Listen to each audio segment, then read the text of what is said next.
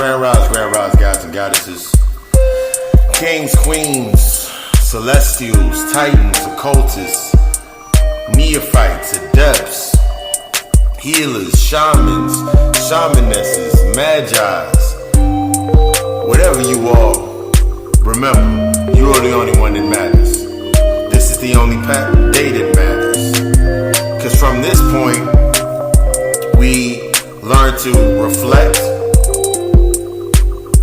through understanding the experiences and observations to our rise. Welcome to the God Hour Podcast. I'm your Master of Ceremonies, Papa Lucifer. And we still in Season 3. It's Episode 42, Execution. When I think about execution, one of the main keys that I have to look into when I'm doing my works is, am I progressing in how I execute, becoming more efficient, quantifying my moves? Or am I simply executing distractions that keep me separating away from myself? That's one of the biggest things that we think about. You know, we're going to take this into the occult. We're going to take this into the occult, the metaphysical aspect, the esoteric. And we're going to break that down. But we're going to do that during the God Thought. We're going to break down progress, distractions, and execution. And then we're going to get into that, this weekly reading. You know, Papa got to keep you that reading. And then we're going to get into this session. First part of the session is going to be distractions and reactions. And we're going to build into that. And then we're going to get into quantifying the process of progress. We got a lot to get into. So, I'm going to leave y'all with the God Thought. Y'all can be anywhere, but you resonate with this message right here. Allow this light to help you, inspire you to elevate and separate so you can grow. I love you. We love us. Let's get this started. Ashe.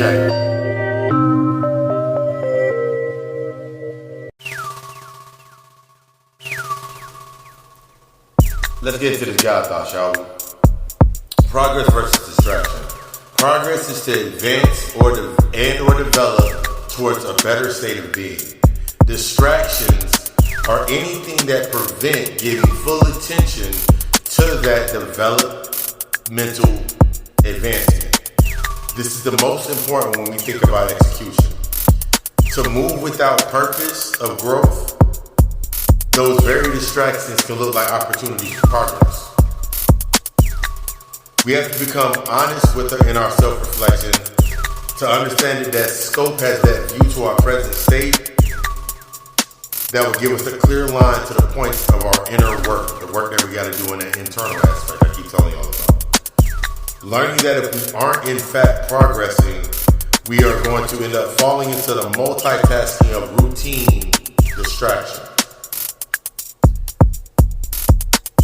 The key to execution is to understand that progress is a multi-layering effect. It's that multi-layering that we need to get into. It's that multi-layering that we need to tap into. And that's what we're going to get into this week. Breaking down those old layers, those old patterns that we've been getting into throughout this season. And understanding that progress requires elevating above those patterns and separating from those old layers to understand that for every positive, there's always going to be a negative. And this week, we're going to get into understanding how to use all that energy. Welcome to the God Hour. Before we get into that, you know, we're going to get to that weekly reading. And then we're going to build from there.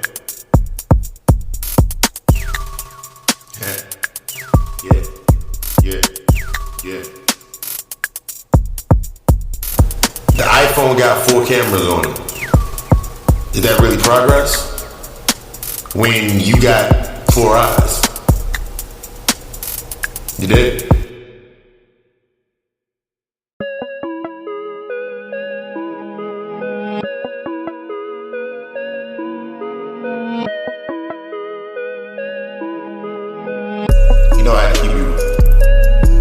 that weekly clarity. Papa Lucifer has to give you that weekly clarity. As we tune into this, getting into execution, it's good to have that clarity before we get into this. Get these cars shuffled up. One more time. Alright, cards shuffled up. First card we pull out of our deck, the Page of Wands. Page of Wands, if you don't know, represents inspiration, ideas, and discovery. The second card that we pull out of our deck, the Two of Wands. The Two of Wands, future planning, progress, personal goals, and inner alignment. The third card, Ace of Swords, breakthroughs and inner clarity. The Two of Pentacles represents the multiple priorities, time management, prioritization, and adaptability. And then, of course, then we got the last card, is the King of Pentacles. It represents the aspects of our wealth, business, leadership, security, discipline, and abundance. Let's get into this reading. When I look at this is a very this deck talk. I like when I pull out cards and they resonate with me as well, because it helps me with my growth and my overall going and make sure I'm in the right place. That's what it means for clarity. Clarity is going to give you the aspect of like where you're at. Don't be discouraged if you're not there yet. This is how you learn how to focus your energy so you can actually start looking at those things, which is brought up in the Page of Wands. The Page of Wands represents the aspect of fire energy. That's from the air. That's the Aries. It's that fire-headed. It's that fire energy. Inspirations from the fire sign. Inspirations, ideas, and discovery. As I'm looking at the Page of Wands, I love pulling this card. Every time I pull this card, I know I'm in that space to create something. So when I look at the Page of Wands, what you're looking for is what's inspiring you. And if you've been rocking with me for a little bit, you know last week I got into inspiration. Your inspiration is going to, we think about inspiration as making us feel good. Remember, Grandma said it's not going to make you feel good, it's going to make you feel better. My grandmother always said it to me. So when I think about inspiration, I'm thinking about what's making me elevate. I'm thinking about what's giving me the idea to separate. I'm thinking about what's giving me the idea to elevate in my discovery. How separation is how I'm going to learn that discovery in that aspect of myself. So I'm standing firm in as I'm discovering that self-discovery of myself, as I'm giving myself those reflections, I'm becoming more and more inspired by understanding myself more, that intimacy with my power. That is that key. Whenever you're doing something, is it inspiring you to have that intimate aspect of the power within yourself? That's going to bring you into the aspects of understanding. When we look at that Two of Wands, this is going to help us with future planning. This is going to help us with those progress and those personal goals. And this is going to further help us with that inner alignment. Two of Wands represents you're sitting in this position and you have two ways that you're going to go. Which way, based in your journey where you're at right now, is going to help you better not plan the future as an aspect of I need to do this right now when we think about manifestation, but being able to sit there in that space and look at how far I've progressed. Look at if my personal goals are allowing me, the personal goals that I set are going to be setting the tone to am I becoming what is needed for the plans that I need to adjust to in the future. That inner alignment with myself. When I think about that inner alignment, it's perfect because I look at the Ace of Swords. The Ace of Swords, remember, it represents the aspects of creating with one swing. That one swing, you're creating and you're cutting away. Now you're being encouraged in this moment in time. Now that you're having those new ideas coming to the table, you may want to create something. You may want to help yourself grow in a certain way. This is that time to do it. Especially now that Neptune retrograde is coming into effect. Your vision that you're looking at now, how you're envisioning yourself, how you're seeing yourself, are you seeing it from the perspective of the old progress, the old way that you used to progress, based in those, you were progressing based on the number of distractions you are, you're starting to notice now that your vision is becoming more clarity, and now that efficiency that you're looking for is coming in less steps. Remember, we're quantifying. We're in that quantum realm. If you can't feel that yet, like, you're noticing that as soon as you say something, it's coming up faster. It's because you're in that new alignment. This goes to the aspect of the Two of Pentacles. The Two of Pentacles represents the aspects of our learning how to prioritize, learning how to better manage our time, learning that prioritization, learning that adaptability. A lot of times when we come into our space and we're thinking about our works, we think about multitasking to get a lot of things done, when it's actually understanding the multiple priorities that are on my plate. When I start my day, that is the first layer of the many layers that I'm going to build on that are going to help me enhance my prioritization, enhance my adaptability. Remember, it's multi-layering, not multitasking. You can get a lot of stuff done, but you can get a lot of stuff done, executed, but at the end of the day, what was the impact of what you did? Everything you just did, what was the impact of it? Think about it like this. If I'm in my house and I clean I wake up, for people that know, I go to the gym, do my workout, set my intentions, I come, get in here, start my tea, make sure my spot is set up the way I need to set up, and then I start doing meditation and elevation. In that message, the message that I'm putting out in Meditate and Elevate is something that I'm quantifying from deciphering from the night when I was in the astral realm. So I'm using every aspect of my day to build to go forward. That is going to be the excellent aspects when you start learning how to prioritize your day, setting your tone for you to rise. This is going to take you into that final aspect of the King of Pentacles. Me, I'm in the ownership mindset.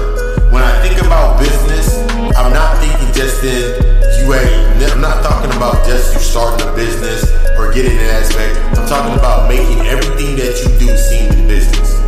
Everything that you're doing is going to become a write-off. This is that LLC mentality. That's that ownership mentality. So when you think about business is based on balancing those numbers and balancing those algorithms. So it's about balancing my energy and motion. So it's about balancing my emotions. When I think about my wealth, I don't think about how much I'm going to make based on if I make this much an hour, then I make this many hours, then I'll make this. I'm not thinking about wealth in that mindset. I'm thinking about my impact in being the star player. I'm thinking about when I'm inside of a position, wherever position I'm in at that point in time, I'm impacting. How am I'm becoming a product of impact. I'm becoming a product of leadership. I'm becoming a product of my discipline.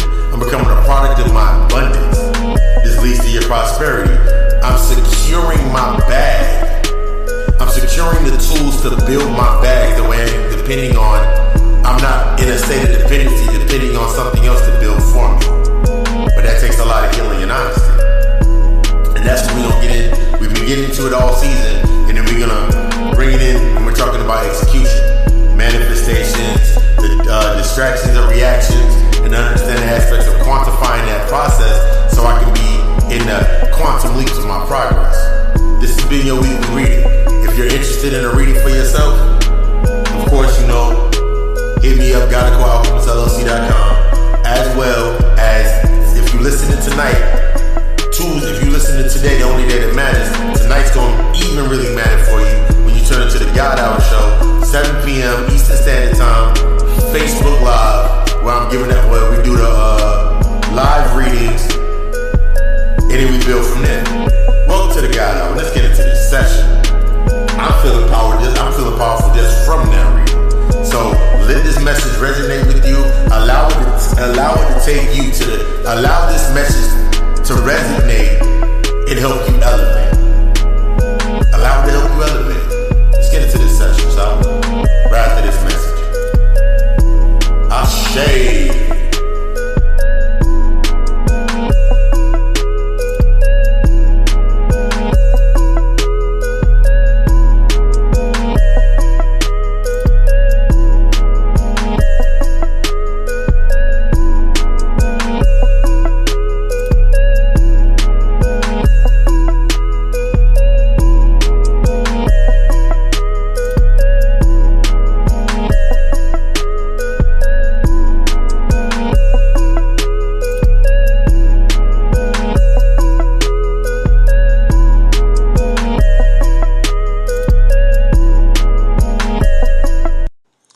feel like you got a voice, feel like you got something to say, feel like you have something that can move the masses or get everybody tuned in and you want a bigger audience, whether it can be anything from something like the God Hour or anything from like sports, news, fashion week, whatever it may be. Let me put you on to something. The easiest way to do it is with the Anchor app. Biggest thing about it is free. There's creation tools that allow you to record and edit your podcast right from your phone or your computer. Anchor will even do all of the distribution for your podcast for you so it can be heard on many other platforms such as Spotify, Apple Podcasts, and many more. You can make money. You also can make money from your podcast with a minimum listenership. It's everything you need to make a podcast all in one place. It's everything you need to get your voice heard and get what you feel that's in your heart and then to your heart out to the masses. If you're interested, download the free Anchor app or go to Anchor FM to get started. Welcome to another episode of the God Hour podcast. It's your host, Master of Ceremonies, Papa Lucifer. Your occult psychologist, spiritual advisor. And, this week we're going to be getting into our much needed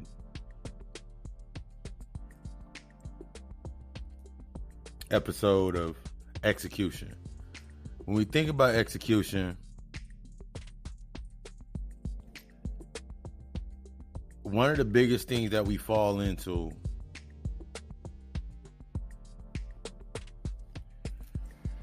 is in our progress and distraction is understanding the distractions and the reactions. I remember, now I have done an episode, it's your first time tuning in, I have done an episode about rituals of distractions. This one we're going to get deeper into the aspects of understanding the execution, and by understanding that the way we react, that's the distraction. That's the case on point. The key to understanding distractions is in the reaction itself. How are we learning from this moment or situation, whether it's a person, it's a place, or even a thought? Is this something based on a longing, need, or want, or is it to test my ability of discernment? Remember, in our minds, we create all. That the mind is all and everything is mental. We always have to hold that thought. The voices that we are reacting to are the carriers of those discernments that we are learning. This is why it's important to reach a state of now that we've been going into throughout the weeks, to bring into clarity and focus the execution can take on that path. The repeat and evolve, this is where that discernment comes in. And that was like the build to that flow of that. When I think about being distracted, when I think about separating away from my soul's purpose, separating away from bringing my soul back together, as I always use, I use the link and collecting the pieces of the Triforce to save or unleash the dark energy or the dark princess, the dark feminine, the goddess. So when you're thinking about when you're moving through your space, think about it like this when you're thinking about the distraction. Our mindset is already set on the end. So remember, I've talked about switching from the end to the beginning. So how you came in, that was your ending. Coming to this aspect where you're at now, this is your middle point in your journey. You being in that middle point, this is the middle point of your journey. And then shifting from your middle point with transparency into your beginning. The more you taking that accountability, responsibility, getting into your shadow work, getting into the depths of yourself, understanding yourself, everything else is going to fall into place. You can't manifest anything. You can't bring yourself into the alignment of manifestations on that quantum level because it's going to lead back to your shadow work. You can't take in any of this information and then want to go do shrooms, ayahuasca, or psychedelics because it's going to lead you back to shadow work. Anything outside of you doing the work to develop yourself to become better, that is the distraction. Anything that can stop you. And this is when you have to be honest with yourself in your environment, everything that's around you. This is why they always tell you, like, this is why I always say the friends and the family thing. If they're benefiting from not dealing with the trauma just like you were at a point in time. The only difference is you decided to take responsibility, and I do not want to be defined by my trauma anymore. This is where you see the distractions of others in certain spaces. I'll use an example. I remember going to my mother's house. I remember going to my mom's house. I remember going to friends' houses.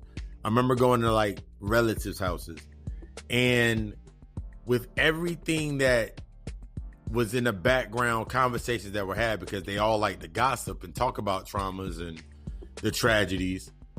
And then you all come together, but how are you coming together? You can't come together under progress. There's no way to come under progress. You're not going to progress anywhere because you have not addressed those elephants down in the room. You haven't addressed them. I remember having conversations with family members about starting businesses and things of this nature. And the first thing that would come up would be projected from an aspect of a trauma. Something either they have done based on reversing and benefiting from the trauma based on not being totally honest, not being totally outright, not totally being transparent with something, or something to the aspects of one of the sisters or brothers or somebody stole from them when they was like 6, 7, 8 years old, and they still holding on to that. So how can I progress with them when that distraction's right there? They're always going to react to the distraction. Nah, who going to be in the business? Who going to be all... It's like you asking it's like when you go into a party and you asking who all over there. You know from the jump, if they give you a certain name, you are not going over to that party. You ain't going to that event. If someone give me one name of people that are a list of names of people that are at a certain place, I'm not going to go because I'm protecting my energy. It ain't got nothing to do. They'll have the perception, he think he better than us. That sis thinks she better than us. She thinks she good because no, I know what it is. And the first thing they're going to pick out are what are distracting them from the truth. So they're going to use the external aspects of your life. They're going to say things like, oh, she thinks she too good because she got a car now. Oh, she thinks she's too good because she got a place. Oh, he think he too good because he with old girl now. Oh, he think he too good. Here's the thing about me being in balance. Everything that's in your life when you're in balance, when you're in that quantifying based on progress and you're executing to that level, that means you learn how to reinforce your shit. Everything that you're going to be doing is going to be seen. That's what they're going to try to connect to. Based on the longing of that needing and wanting. They need and want something from you only based on the external aspect. So your main key when you're coming into understanding the distraction and it being anything that can take you from bettering yourself, this takes you out of the aspect. This is where you get into that line of the needing and the wanting and the longing for something. I don't want to look like this. I don't want to be seen like this. I don't want to be heard like this. I don't want to be like this. Because if they see me like this, they're going to think something less of me. They're going to think that I'm weak. They're going to think that I'm soft. They're going to think that I'm crazy. Let them think what the fuck they going to think. Motherfuckers think I'm crazy all the fucking time. And they right. Motherfuckers think I'm savage with the way that my mouth, the way that I speak. And I am. Because of course that's going to be the definition you're going to define me by. Because the definition of savage is what? Acting unable to act within a certain space that's outside of your natural state. So me sitting in my position where I'm at right now, this is my natural state. I build everything around my natural state. But the key to finding my natural state was understanding what was distracting me from looking into the internal view of my natural state. Your natural state is love. Your natural state is peace. Your natural space is to build inside the darkness. Your natural space is to activate your gnosis. That knowing, that hunger for knowing. Your natural aspect is to create. My natural aspect is to sustain and rise and allow nothing to stop me. That's my natural state. Those are my core aspects of myself. And the way that I maintain these things is by my barriers, the boundaries that I set up. They're crystal clear. They crystal clear. But you gotta have the code to get through that door. Cause you ain't putting no fingerprints on my glass. Sorry. Not sorry. So when you start thinking about the aspects of where you at right now, we use that as an example for it. Where are you at right now in your works? How many distractions do you allow? Because what happens with a lot of people when we hear information fundamentally sound and we get scared, we revert. Instead of taking that time to reflect, we find something to distract us. And the deeper the trigger, the bigger the distraction. The bigger the trigger, the deeper the distraction.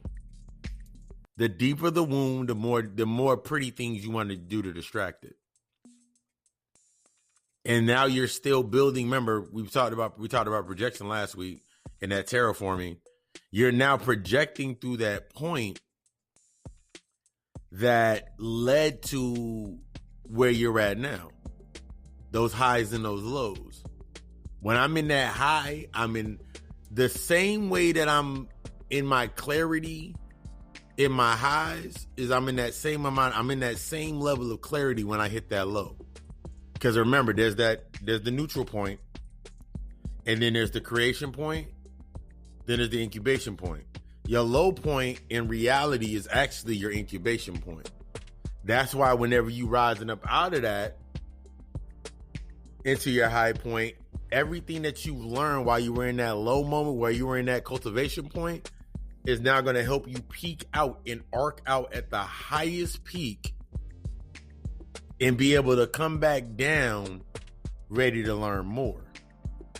But see, when you moving in the aspect of fear and you thinking about that high point, all you're looking for is the high. This is when you're thinking about addiction, what you become addicted to.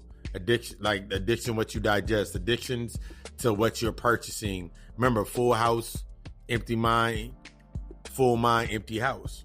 That's that thought process behind minimalism. There's actually a great book on minimalism I've been reading. But when I'm in that high point, I know it's going to go down.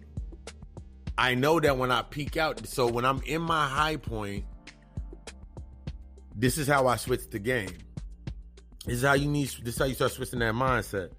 When I'm in that beginning of my high point, that's when I pay attention to this is when I bring into the scenario the usual distractions that come into my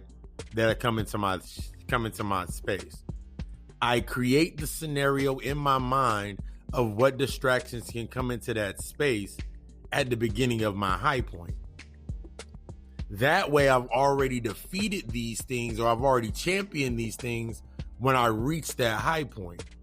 So my high point is reinforced based on my execution plan, the plan that I've set in motion, and I've already set into that motion, that clause, everything. I'm open into that space. So how I start is how I'm going to finish. I started in this aspect learning, I'm going to end learning. I started in this aspect being in my balance. When I end, I'm going to be in my balance. See, what happens when people usually reach that high point in that peak is that's when they start thinking about the descent. People start thinking about the descent at the peak of the high. You start thinking about the descent at the peak of the high. You should be thinking about the descent, The descent should already be in your mind because you're coming out of a descent. You're coming, that low moment of cultivation, that's when you were working on those descents. That's when you were working on those, that's when you were working and cultivating yourself. That way, when you hit that high point, it's easy going because you're reinforcing. When we go into distractions, the distraction, regardless, and this is some real shit this is real. Regardless of when that high point peaks, it's going to go down. You're going to come back down. Regardless of how long you try to hold that high peak, that 15 minutes of fame, it's going to peak out regardless.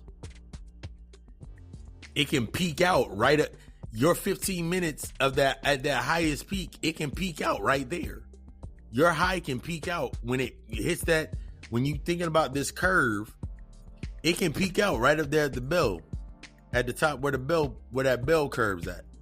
It can peak out right there. And then everything else is a descent like a roller coaster. Everything else is the rush of falling through it.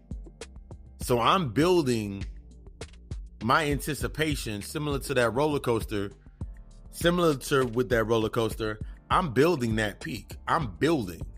That means I'm doing everything while I'm in that low point, that cultivation stage.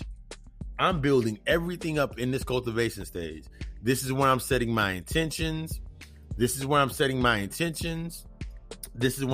my manifestations. This is where I'm setting my disciplines. This is where I'm setting everything at. And I'm going to give you the reason why. Because when I hit that high point, my high point is going to match this point down here. I built this entire low point based off positive reinforcement. So naturally, the energy that can come up into this space on the high point, any distractions that can come in, all those distractions are just going to feed me as I'm in my high. So I can enjoy my high. This is what happened. In using that bell curve example, this goes into the aspects of when you're acquiring this information. This goes into the aspects of how you're disciplining yourself when you acquire information. When you're bringing in that light, when you're doing in your studies, when you're building your studies, when you're learning new sigils, when you're doing your magic, when you're starting to embrace the aspect that you're magic, you're learning how to align yourself for your abundance. That's all that you're cultivating in that low peak, because that's the nurturing period. That high point, when we think about the negative point or the low point, that's the feminine. That's the divine feminine aspect. The positive point, or what is sparked, that's the positive aspect of the point of creation. So when I come, after I'm done with the creation period, or I've created and sustained my creation, the knowledge that I've acquired, whether it's building my business, building my brand, building a company, learning how to become a better meditation, yoga, anything of that nature, all that's building that high curve. That's what I'm creating. I'm creating those spaces in that high curve. That way, when I hit that low point, when I cross that neutral point into the low or the negative, in my negative, this is where I'm cultivating that, because I understand my season. So in this stage, I'm taking what I learned in that high point, and I'm taking it down here to learn in this dip. I'm in the cut. I'm in the cut down here. You in the cut in that little dip. You reach that little pocket down at the bottom. That's your sweet spot. The sweet spot is in reflection of as above, so below. So the peak out of the high point, for when you're creating and you're in that rise and you in that grind, when you set in that point, it's gonna match straight down here in that cultivation period when you in that incubation period before you come back out. This is the reason why. You're looking at the duality of it. The positive and the negative. What serves me and what does not serve me. It's in my negative stage that I can cut things away. This is why when you go into your shadow work, you're going into that darkness, you're going into that feminine aspect of yourself, and you're learning how to nurture yourself. That's when you're cutting things away. We get so busy based on the distraction and reacting to the distractions that we get confused and everything gets switched around. Now we think in our high point, that high that we were supposed to enjoy, that high point, that moment when we're supposed to be showing what we've learned and embracing what we've learned and coming into the intimacy with our power and being into that space, being in that space right there. Now we in that, we supposed to be enjoying that. You're supposed to enjoy them both. But now you become distracted when you out here in this high point, when you out there trying to show everybody what you're doing. And this is when you're thinking about niggas that be protesting all the fucking time and still using the fear-like narrative in all of these aspects. You out there living the high off of that. So when you come into this low point, what are you cultivating with? What's your reason to cultivate? If that's the only thing you're going to be looking forward to is the next time you get to protest. The next time that you get to go to a party. The next time you get to go to an event. I used it Monday. Go on my YouTube channel and check out the this week's Meditate and Elevate for Moon Day. And I was talking about the blind obedience and self-discipline. If my mind is based on blind obedience, I'm only looking for the highs. I only will be able to see the highs. I won't be able to embrace the lows. I'm only embracing one or the other. But when I'm in self-discipline, I learn from my lows to better my highs. I learn from my weakness to better strengthen my strength. I turn my weaknesses into strengths. As I'm doing this is the aspect when you're acquiring knowledge, you realize that you don't know anything. Distractions give you this sense of progress, this false sense of progress, or that you know something. Distractions give you a false pretense that you know something. It gives you a false sense of superiority because you got some information. Until you're actually applying the information, what are you really doing? Yeah. That's your key point. That's your key fact. That's that key. Especially when it comes into meditations. When you're meditating and you're building your disciplines, you have to be in the best aspect of yourself at all times. You have to be able to embrace both sides, the positive and that negative. You have to be able to embrace the positive and the negative, the high and the low in that. Because if not, you're only going to be, once again, looking for that high. So think about when you look in your life, think about your life right now. What highs are you chasing? What highs are you chasing? Whether it be the next relationship, whether it be the next friendship, whether it be the quickest way to make money, whether it be the stuff that you just ate based on your energy, all of these things, chasing the highs, chasing the distraction. So you never have time to reflect. You never have time to evaluate. Now you feel like you never have time to do what you know you're supposed to be doing. It becomes the smallest thing on your mind. Disciplining yourself. Being able to take that 3-day fast because all you think about, like, nigga, I ain't never been this hungry before. One of the biggest things that I did to help me with distraction, and it came to me one time, this is the earlier aspects of my shadow work, was when I was broke, didn't have no money, I didn't have no way to eat. In that aspect, guess what I did? I turned it into a fast. I said, yo, I ain't really got no money till payday. I got some ramen noodles in the cabinet. I got at this time I was vegetarian. I was only eating seafood and poultry, so I had like a can of tuna or some shit. I was like, I can eat this now, or I can eat it on Friday when I got paid. And I'm gonna break that down. So it was on a Monday.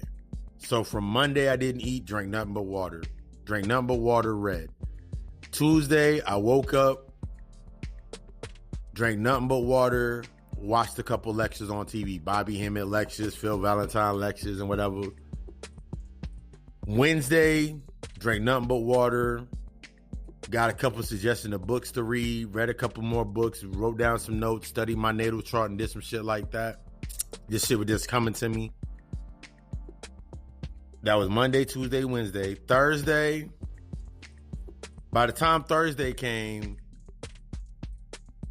that's when this is actually one of my first meditations. Sat there, meditated, had my water, lit my incense, set my little space up from what I learned. By the time Friday came, I wasn't hungry.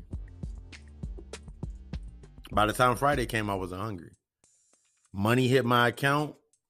I was like, by the time I did feel the actual urge to eat, I went in and grabbed them. I went and grabbed that pack of ramen noodles.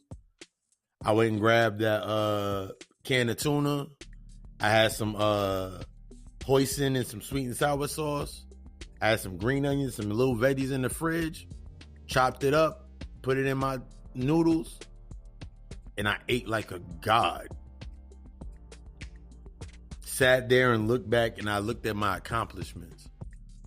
Because through that point in time, day one, I had some distractions. People hit me up like, yo, what you doing? What you up to? I said, nothing, I'm chilling at the house. I ain't really got that much. I ain't really got the bread to be going out like that, doing anything any exponentially. I'm good. The distraction was going to be that came in that space was, this is when you start developing your intuition was, yo, man, come out with us to over here, man. We got you, man. You didn't have me plenty times. I got you. I was like, I'm good. Thanks, though. I appreciate you for looking out. I'll put a rain check on that. Second day came through.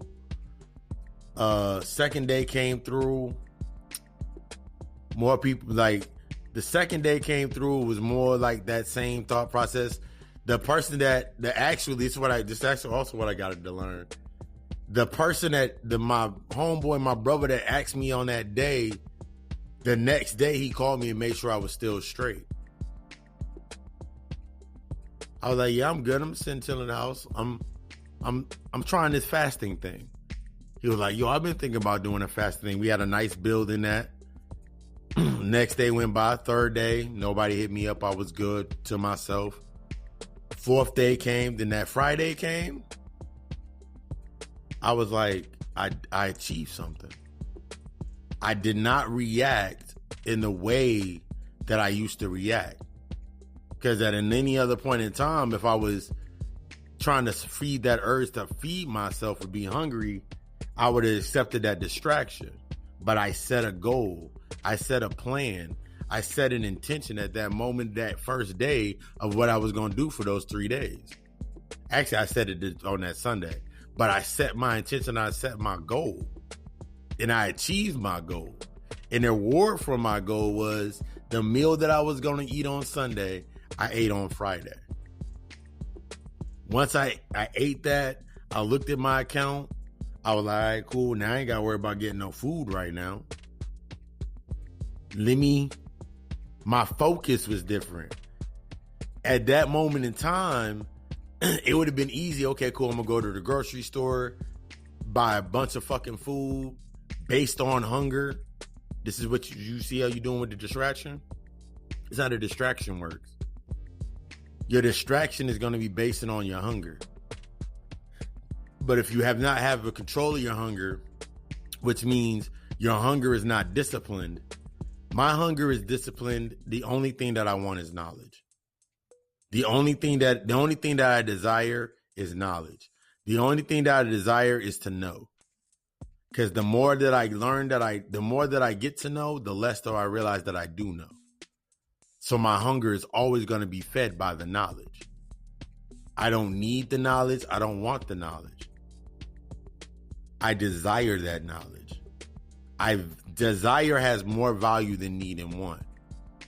Desire has value. Need and want is only met by as the supply and the demand of the need and the want. How bad do you want it? How bad do you need it? Desire has true value. I can understand the desire. I can understand the value of my desire, or the desire, I can understand the value in truly desiring something, because most of us is always faced on trying to feed our happiness or feed our emotions or feed our urges in that level and mindset. But yeah, it's all about that reaction. It's all about that reaction and how you allow yourself to react. It's all about how you allow yourself to be within that space. That becomes your major key for that. But yeah, we gonna keep getting into this one. I got a couple more examples I want to use out. I'm gonna flip the tape over and we'll be right back.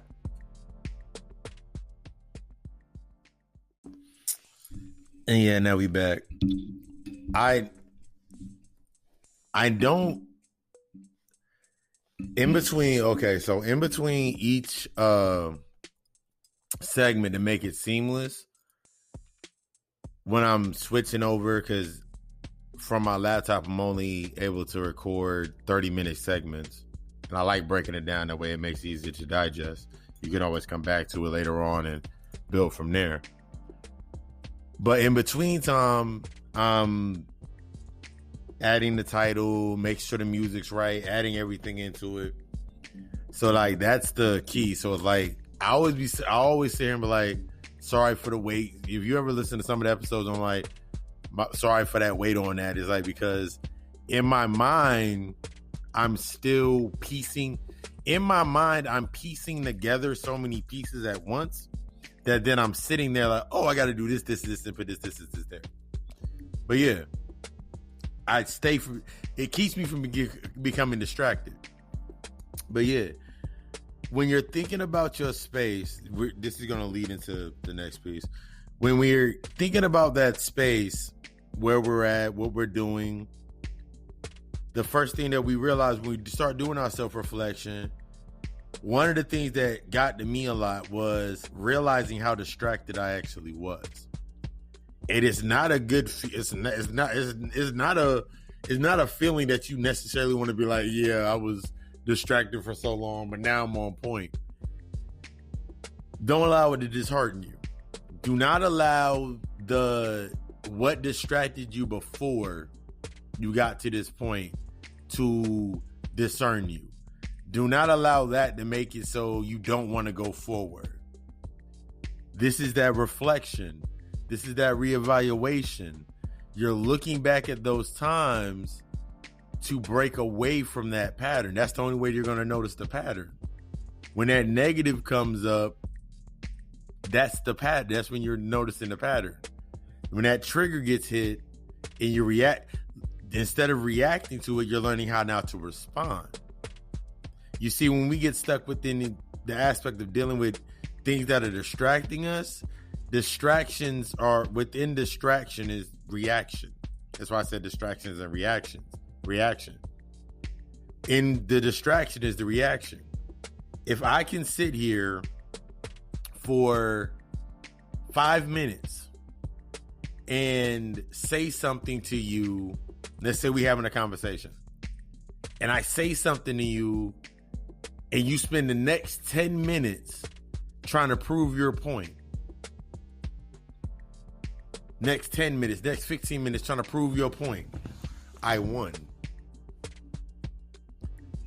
Because what did I do? You could have been sitting there getting mad work done. You could have been getting some shit done, knocking some shit out. But then me saying that to you knocked you off of your pivot. It made you react. It doesn't matter what emotion comes up. It's still a distraction. This helps us when we're looking at things. This helps us when we're building our disciplines. This helps us really when we're building our disciplines. Everything that you're doing is primarily for self. Everything that you're doing is primarily for self. You're the first line of that defense. Your auric field is your first line of defense. Your boundaries, those are based on your first line of defense. Yourself, working on yourself. So if I'm doing things simply to get a response or a reaction, then I'm distracting myself. Because if I don't get the necessary, this is what happens with some people. Like if you don't get the reaction that you wanted, what do? You sit there for about 5, 10, 15, 20 hours, 3 weeks, holding that in, holding that grudge to that, holding that idea into your head.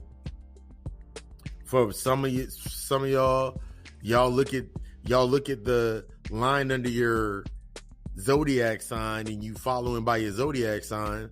There's certain things that you become distracted by because they're all tools. Everything down here is a tool. It can be a distraction if you do not know how to use that tool. Even the tools when you're making your way and you're using your tools, your zodiac, your natal chart, your meditation, your daily discipline that you set up for yourself, studying, even that can become a distraction because it's simply a tool. You should be at a point in time in your meditation is a natural state of being able to silence or hold that internal tongue from saying anything in response to something. You're allowing yourself to observe and let the noise in, as I like to call it. So after you've done this so many times and you learned how to do this, your meditation that you do at that one time of the day or whatever time that you do your meditation, that should now be that's bringing clarity, bringing balance. When you get to the stage of clarity and balance and balancing yourself and bringing yourself into that clear state because you've done the necessary background work of letting in the noise and adjusting and evaluating. When you're moving in your balance, in that unity, you're buried to yourself basically. You're in a meditative state. Right now, I'm in a meditative state. My mind is clear. I have objectives set. I have all the notes and the points for my for the session that I'm delivering right now. Everything's within balance. I've done everything else outside of this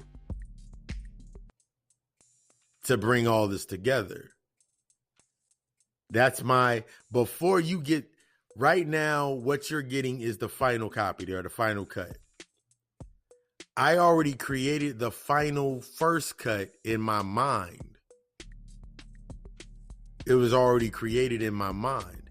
I knew exactly how my cadence, how I was going to ride this beat as I'm putting this out there. I knew exactly I knew the exact order I wanted to put it in. Everything's in this sense as I'm layering everything out.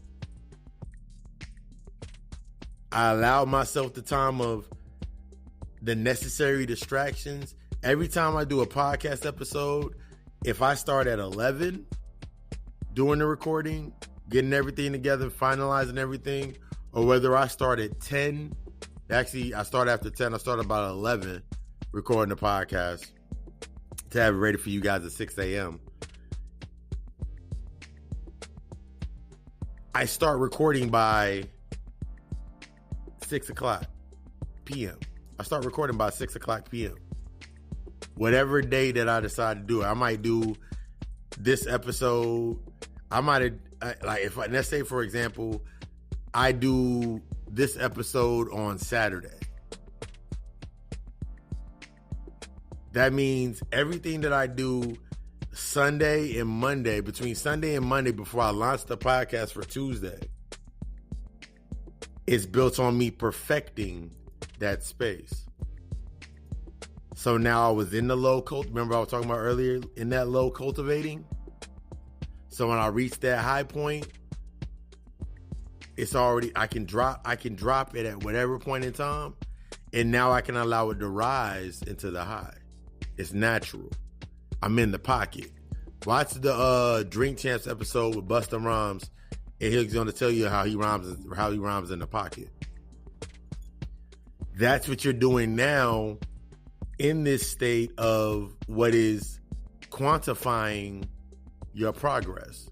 But you got to get through the aspects of you got to understand the concepts of removing the distraction from your life so you actually can start sitting there and working on yourself. You need this time to yourself. You need that time to yourself. You need that time to build you need that time to build yourself that space. That's going to help you with your disciplines are going to lead to you helping you with your aligning into your manifestations and setting your intentions and doing your rituals and unlocking your magic. It's not, the magic is already within you. You just must discipline yourself. You must discipline yourself in the way to actually sit there and be like, this is me.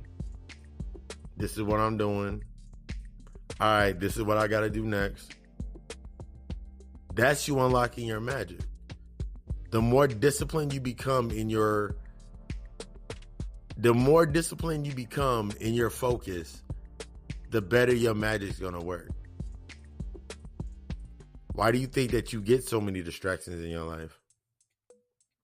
Why do you think so many distractions happen? You look at the external distractions. If you watch the news and you watching TV all the time, you'll fall for the okie doke every single time. Why? Because you're ready to react to it. It made you feel something. It made your heart feel something. It made your mind think something. But what did your soul feel? How did it feel your soul? That's how this is how that cadence is built. The music, when you even listen to a music video, the music comes to a certain rhythm that is attributed to your soul. The flow of the beat, the flow of the words of the beat coming together, that's the connection to your heart. And then the words that are being said, that's the connection of your heart and mind. That's why y'all can listen to Jasmine selling bust the windows out of a car, and then you'll go back to that one day that it happened. It'll allow you to go back into that trigger and that distraction. And now you spent your whole day, you listen to a Drake CD, and now you spent the whole day listening to your girlfriend. You spent the whole day looking at old photos of your girlfriend. Or if you're not doing the work you're supposed to do, everything is going to lead you back to your work. See how the distraction, the things that you look to go get distracted in, they're actually the biggest tool that you have on the space. It's just based on how you react to them. That's like, if I wasn't doing the necessary work for myself based in my shadow work. Let's say I wasn't doing my shadow work one day. I said, I'm going to take a day off. Since I've been doing it for so long, my shadow work for so long, everything I'm going to watch, now that I've allowed it to sink into my subconscious, is going to remind me of something about my shadow work. This is you quantifying the process.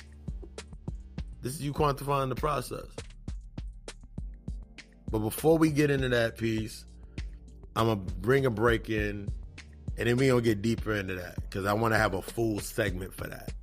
Y'all stay tuned after this. Y'all all right out there? Thank you for choosing the God Hour.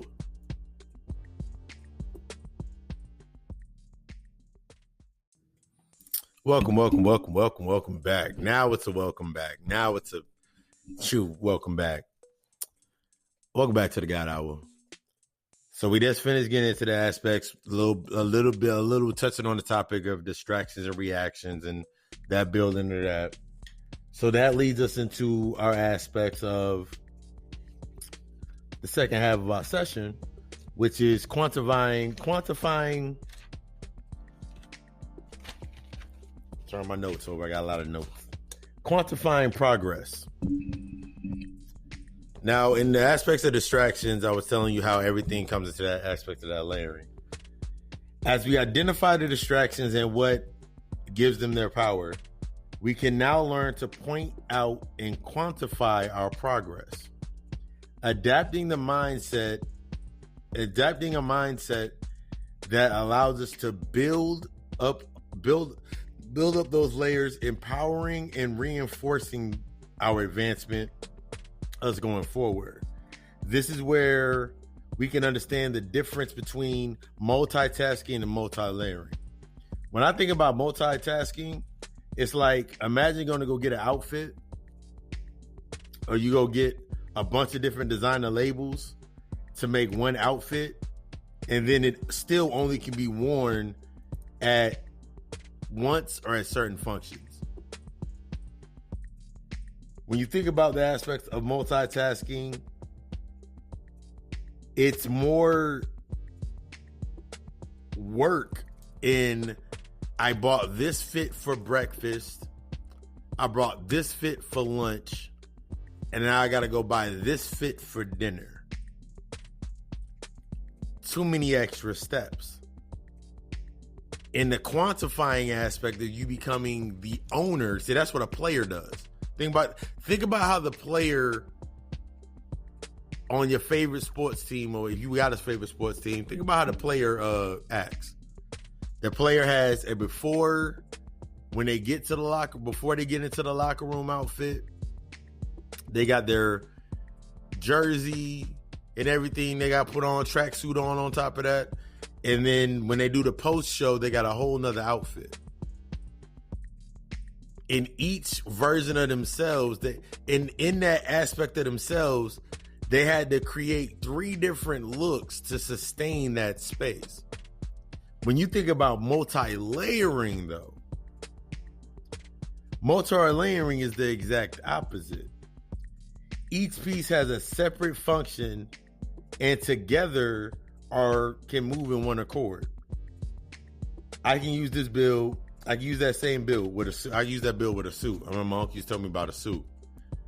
If I go cop a suit now, if I wanted to go buy a suit now or a fit now, it would be always business casual. It would be business casual, slightly formal. That means you get the jacket, the pants. You might put a vest with it.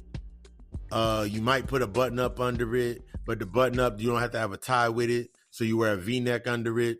This is like the standard. This is like that standard aspect used for this example. Put a V-neck under it so you can take the top buttons off so you're more in a casual sense. You can carry the tie in your pocket and you put the tie on later on. I'm going to show you how we do this multi-layering thing. If I'm going to a breakfast luncheon, casual business lunch type mindset, I don't have to wear the button up. I don't have to wear the vest. The button up and the vest I can leave in the car. I can leave in the hotel room. I can leave in close proximity of where I'm at. You feel me? Because this is also big when you're building, you're manifesting in that space. Let's say I go to, after that, they got a little luncheon going on, but it's a tad more formal. You got to wear a collar. I don't want to wear the jacket because the jacket's too hot. I can put that, now I can take that coat off, wear the button up, still leave it unbuttoned. After everybody relaxes, now in between time I go for a walk, I can take off the coat. The coat's already off in the car. The vest is already put away somewhere. The vest is already put to the side. The tie, just in case, is put to the side.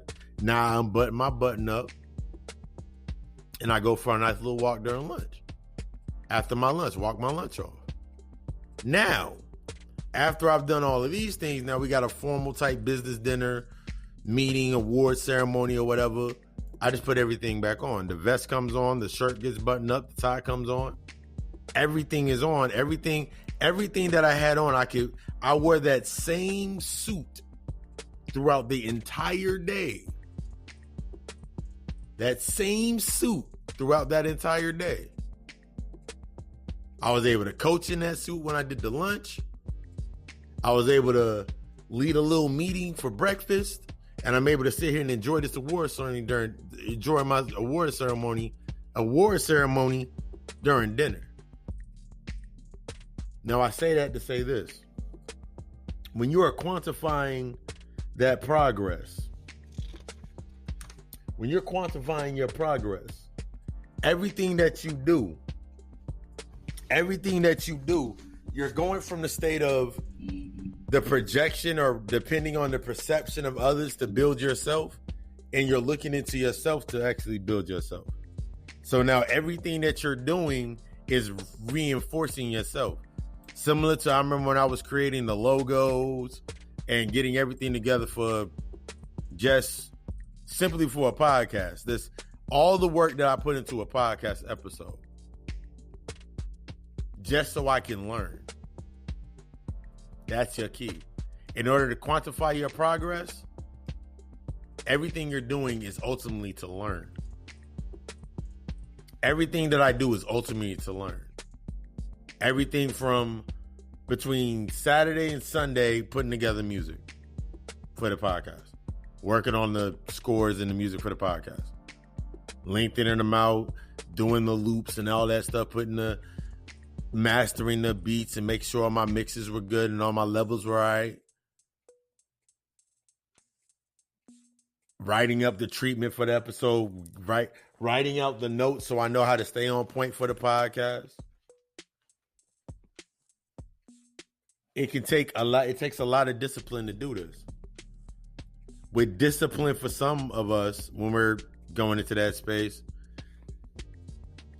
when I'm in this space of myself, doing the moves and making my shifts and building, everything that I'm doing is in the aspect of learning. I'm open to learn. So everything that I take in is naturally embraced based on that core aspect of me wanting to acquire more knowledge, me wanting to know more, me wanting to understand more.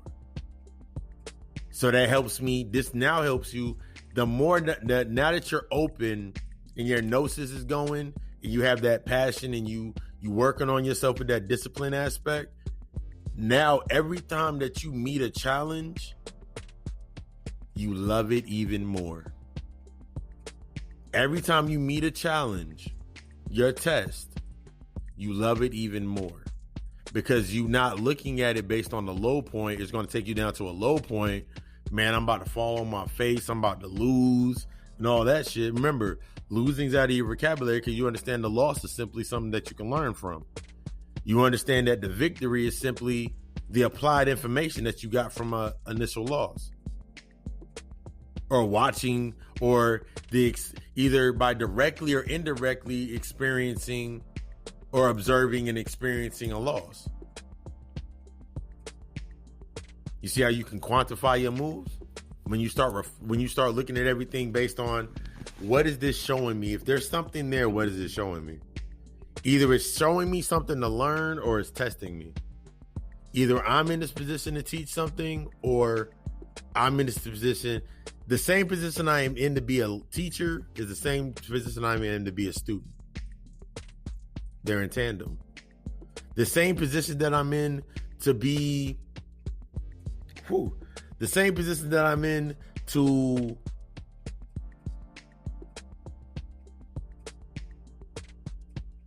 sit in stasis is the same space that I'm living in to learn. When you start doing this is when you start understanding the key. This is one of those key factors in meditation. This is meditation and manifesting your desired value of reality. You see, you got to understand what desire is. See, desire is based upon value. So the higher my value, the higher my desire.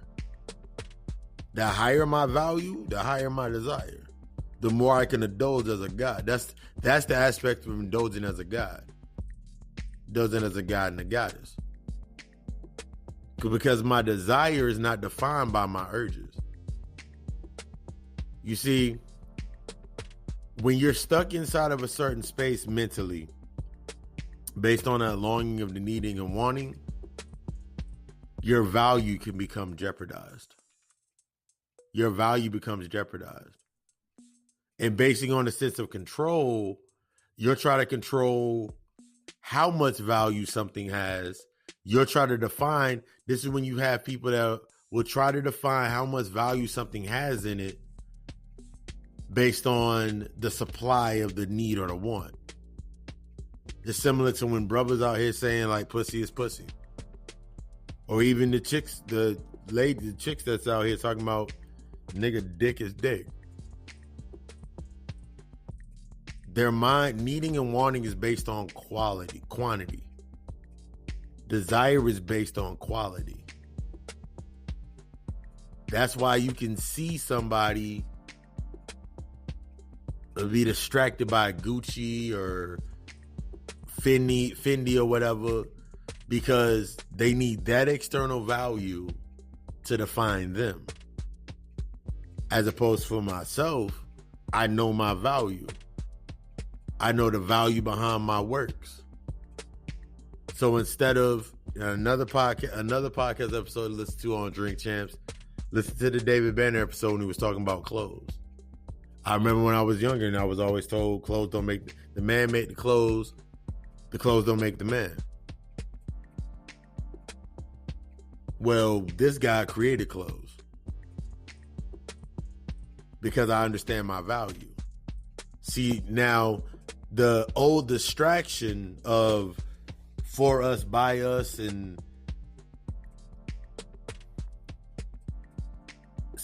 for us, by us, and retro Jordans and all of that, the investment was for a quick feel based on the quantity. So now it's like, if now I'm rushing to go get that shit first. But now that I understand my value and I understand my value, I become my desire. The desire to reach me is higher because I value myself at a higher level. So when I quantify my progress into my work, as I'm quantifying and making my work more efficient, when you become more efficient in your works, becoming more efficient in your studies, becoming more efficient in your discipline, when you become more efficient in this, the value of your abundance increases. The value, since the value of your abundance increases because it's already naturally you, the abundance and the value in your whatever you're manifesting, the value and the energy that's in that desire, that quantity, that quality is going to become higher. That's the key to when you're doing that manifestation.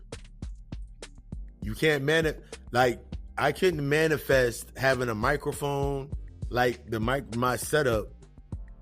I couldn't manifest having my setup that I have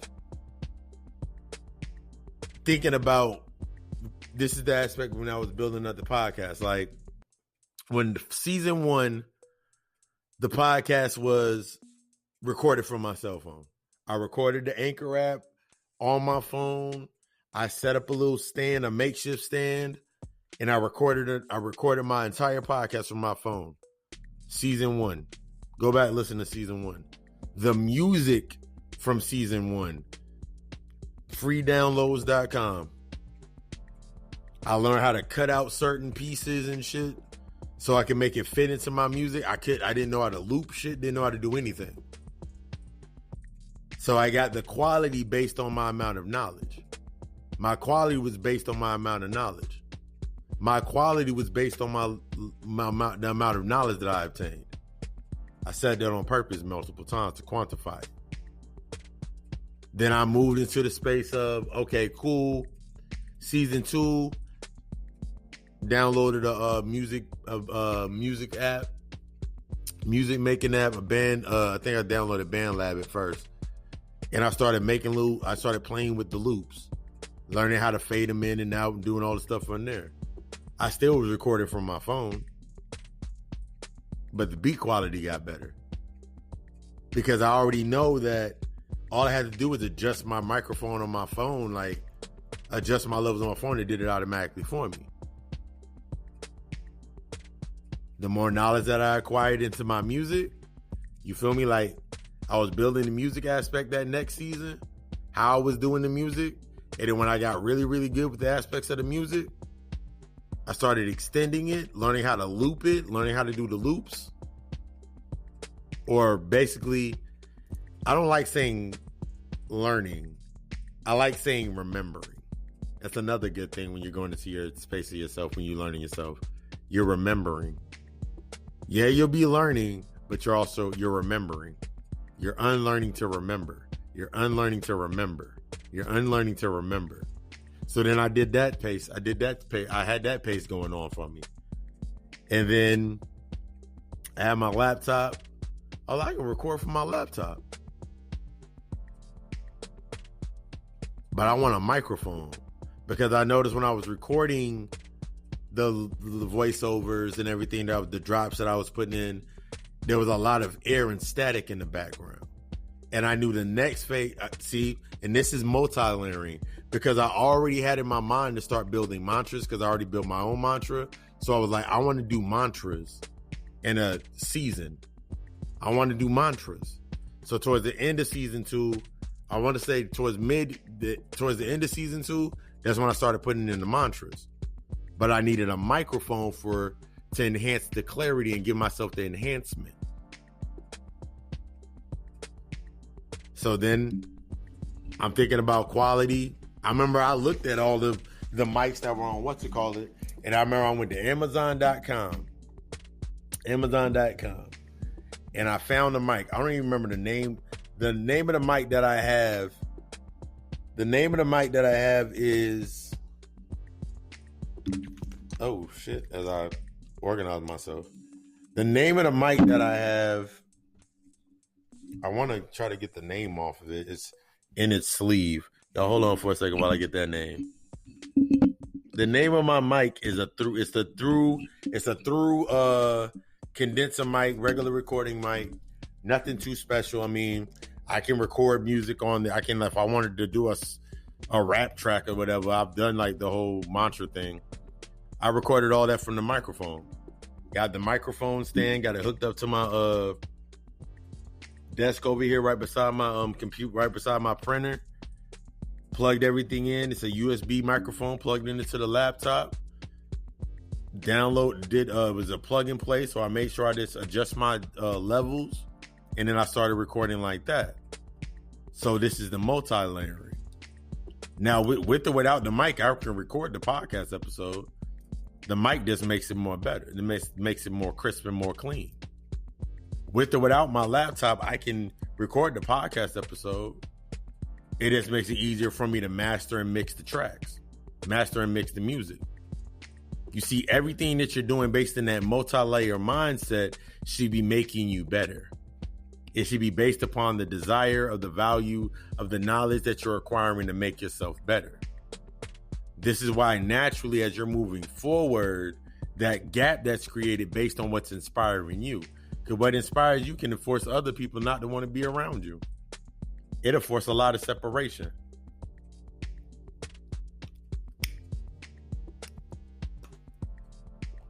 But since I'm now in this mindset, the more and more stuff that I do, the more and more I realize, like, nigga, there's no excuse.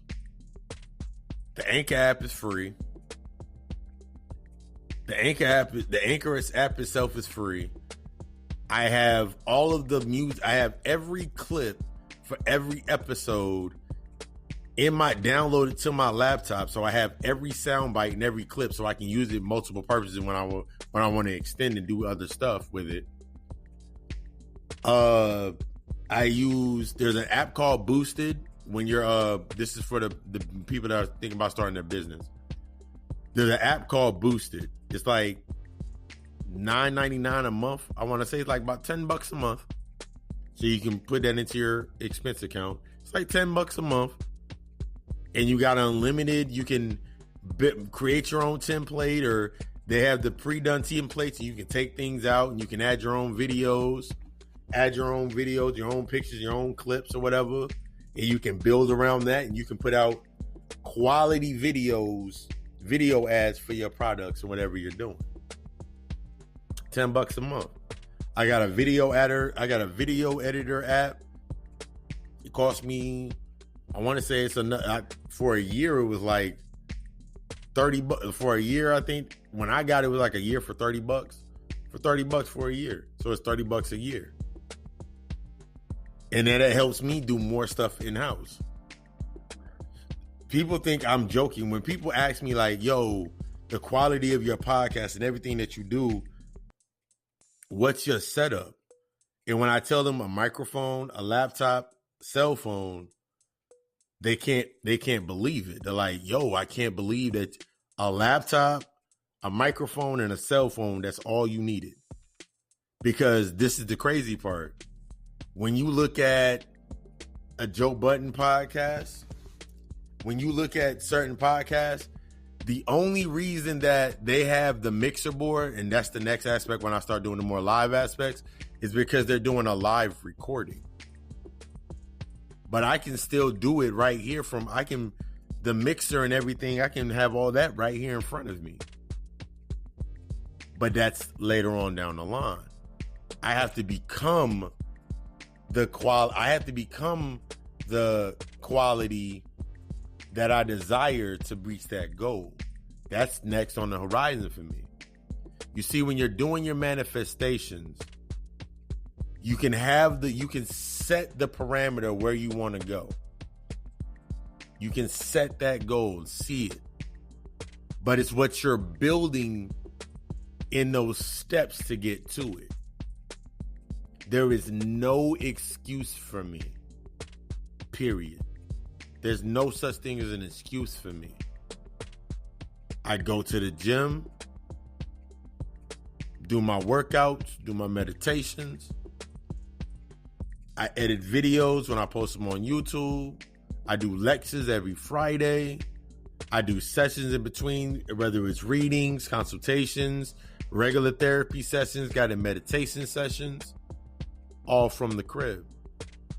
Ain't no excuse.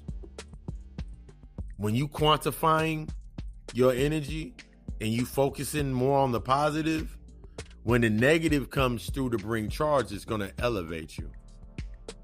Any negative that comes through is naturally going to elevate you because you tapped into that higher force of energy. You brought that energy more in quantum fit. You quantified the energy so it's no longer separate. See, I don't look at things based on simply positive or simply negative. I don't look at things based on simply light, simply dark. I look at the whole spectrum. I'm always in that middle point. I always have transparency in that middle point. I can travel to and fro. That's what they meant about the devil chart, walking to and fro from heaven to earth, from positive to negative, to and fro. The devil walking to and fro. Spirit just wanted me to drop that out there for y'all. But I'm moving I can move back and forth with all the transparency in the fucking planet. Perfectly. Not perfectly, but progressively. I allow the room for the distraction to come in just to see where I'm at and just to see how strong I am. Just to see how strong my auric field is.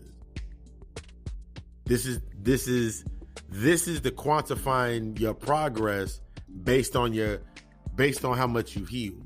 The more that you heal, the more you're able to quantify your energy. The more knowledge that you're hungry for, because if you ain't healed, you full. When you're unhealed, you're full. Simply and plain. When you are unhealed, you are full. Sorry. You got to become empty to become healed. You got to detox to heal. That's why when you're told to do a fast or a detox, don't eat, don't do this. Yeah, you're given this discipline, this line of disciplines to do while you're doing it, and so your body can now reset itself. We get so stuck on the distractions of the world that we forget to heal ourselves. We forget to give our body time to heal itself because we keep putting things onto it. We keep trying to make it work harder than it's supposed to work. We're working harder. We're working harder, not smarter. See, me and my quantified mindset, I work easy. I work easy as fuck. I work easy. I work smooth. I spend my day building. I spend that day. One of my mentors always told me was like, how did you impact the day? Your impact of today, because we understand that everything's a reflection of the day. There's only day that matters. What you do today sets the tone for the next day. In this case, what you do today on your moon day, embracing your changes, affects what you do on Tuesday. And that reverberates into your Wednesday. And then that reverberates into your Thursday and reverberates into your Friday. Friday's a day of love. Most of y'all going into Friday with the same mentality you had on Monday. So you didn't learn anything. Saturday's the day of release. And Sunday's the day to rise into the day to allow it to rise. Rise and carry on. Saturday's the day of release. And Sunday's your day to rise and carry on. But since you so busy being distracted, you can't use the days for what they're supposed to be used for. You can't even, so if you can't use, I'm gonna put it like this. If you can't embrace the basic aspect of what each day is meant to be for, in this case, in this instance, where you're quantifying your thought process, how can you possibly manifest anything if everything you're doing is based on reaction? And since you're acting on reaction, you need the distraction. Since you need the distraction to give you a reaction, you constantly keep projecting into that space. You keep projecting from that distraction, or projecting your own distraction, so you can keep getting the same reaction. And then you sitting there talking about, I work hard. I work so hard, and I work so hard that I deserve a day off. I deserve a day to relax. I thought you was a god. I thought you was a goddess. I relax every day. Even when it's one of my heaviest days of my workload is one of my heaviest days, I'm still relaxed.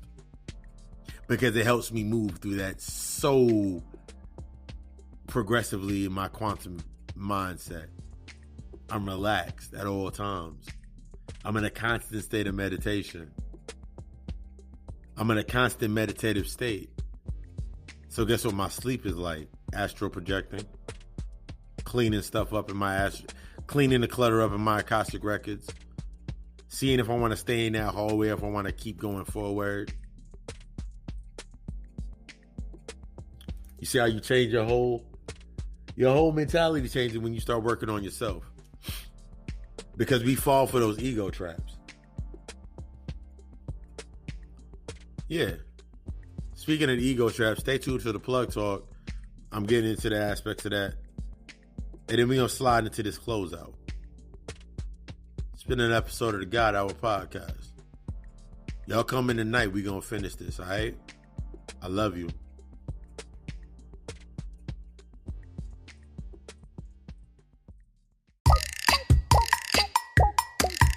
You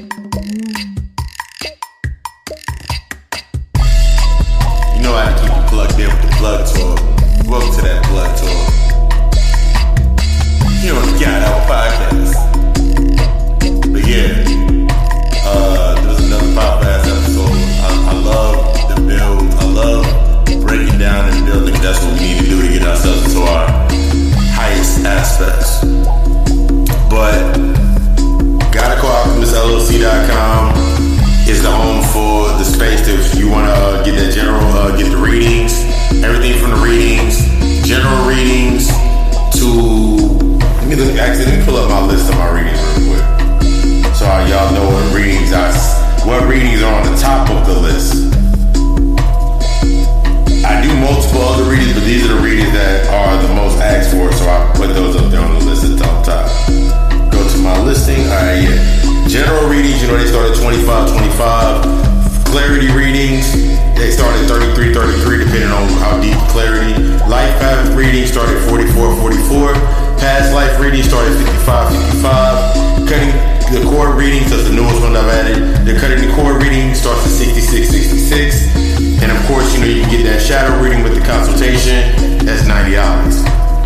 Also, spiritual baths, spiritual teas, spiritual drawing and awakening rituals, starting at 30, going up from 30, the more custom start at 60, and everything in between. Also, check out our code alchemymyshopify.com for the new tapestry line that's out now. Tapestries, the sweatshirts, and the hoodies, because it's getting a little chilly outside. Got those out. Much more coming soon on alchemymyshopify.com.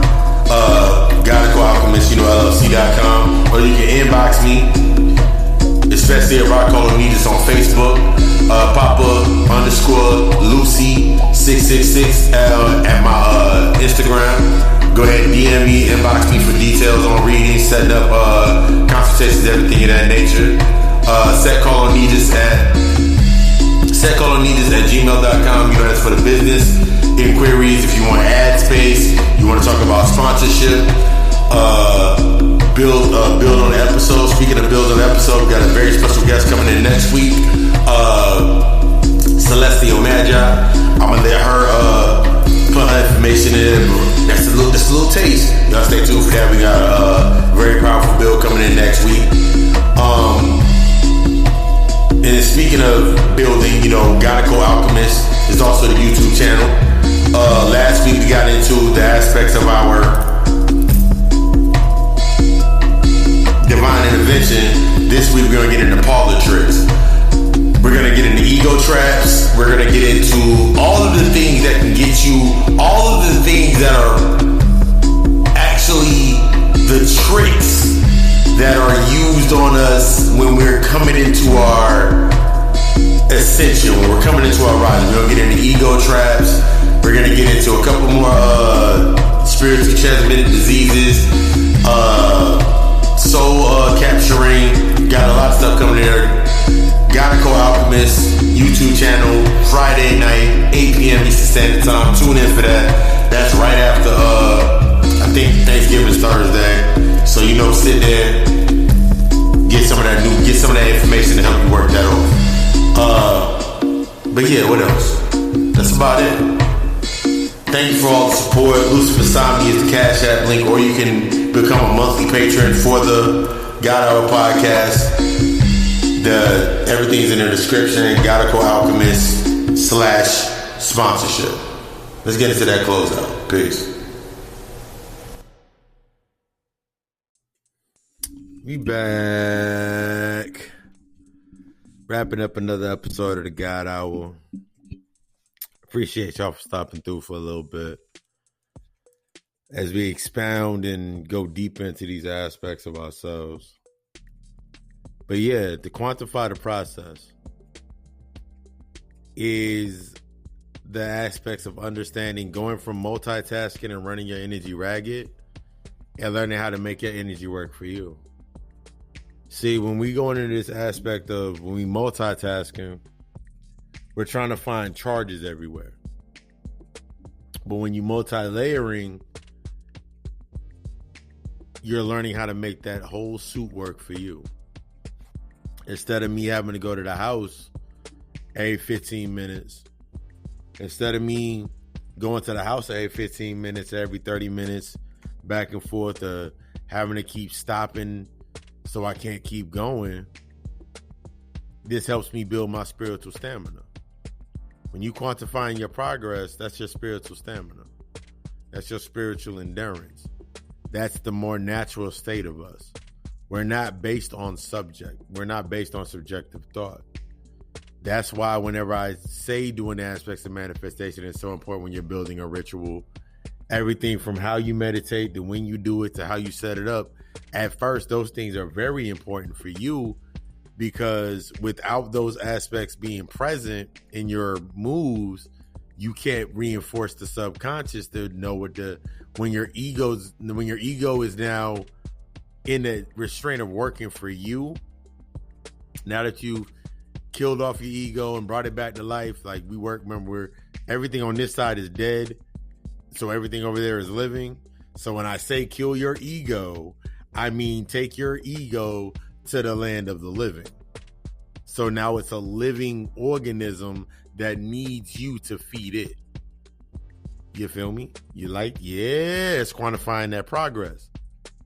You need it to feed. You're now feeding it, and it's not feeding you. It is dependent on everything that you're using down here is a tool. So my ego now works for me. So I say, ego, go get the information for me. My my psyche is expanded to a level to where my ego grab information from anywhere. It ain't stopping. It ain't saying no, not that. It ain't saying no like this. It knows what I need. It knows what I can do with it. It needs me now to feed it. It's dependent. It's always dependent on you to feed it. But now it's dependent on feeding me. That becomes your filter. This is how you learn your manifestations. This is how you grow your manifest. This is how you start growing in the processes. But you got to start the healing process. The healing begets your discipline. The discipline begets your boundaries. The healing, honesty and transparency. Honesty leads to the transparency, which initiates the healing. The healing opens up the aspects of learning your discipline, disciplining yourself. Your disciplines build your boundaries. Your boundaries protect your standard. Your standards, those set your parameters. Your parameters, that's where your trajectory point is. So no matter how high I go, as I go up, my standards go up. My value goes up. My desire since my standards are going up, since my value is going up and my desire is going up, my standards naturally go up. Higher altitude. So now my boundaries are becoming extended. So now the spaces that now where I'm at is too steep for some to climb. They got to put in that work just like you did. If they ain't willing to put in the work, here's the thing when it comes to the investing. If they're not willing to put as much work into themselves as they want you to put into them, or whatever they want you to do, it's not a sound investment. I'm here to learn. I'm here to teach. I'm here to grow. I got my purpose. I know what I'm supposed to be doing. Do you? I just want you to be fucking great. I want you to be the fucking best. And the party ain't over. We gonna get deeper into the quantum process tonight. If you listening tonight, or if you're listening tonight, then you gonna get the information live. 7 p.m. Eastern Standard Time. Rock Colonies, Facebook Live, the God Hour Show. We're going to get deep into the quantum progress, manifestations, and working with manifestations tonight. 7 p.m. Eastern Standard Time. Today is the only day that matters. So tonight is also going to be also right. And if you listen through this throughout the week, piece by piece, however you want to do it, when you get the information, take it in as you need to take it in. That same video gonna be up. I might start putting the God Hour Show on my YouTube channel. But yeah, I want you to be the best. I want you to grow. I want you to elevate. I want you to become intimate with your power. I want you to understand your desire and your value. I want you to be the best. I want you to take yourself to the next level. No, correction. I don't need or want you to. I desire you to. And the value in that desire is how we start from here. I love you. We love us. Thank you for choosing an episode of the God Hour. I see y'all throughout the week, and y'all hear from me next week. Got a special guest coming. Yeah. I love you. We love us. Ashe.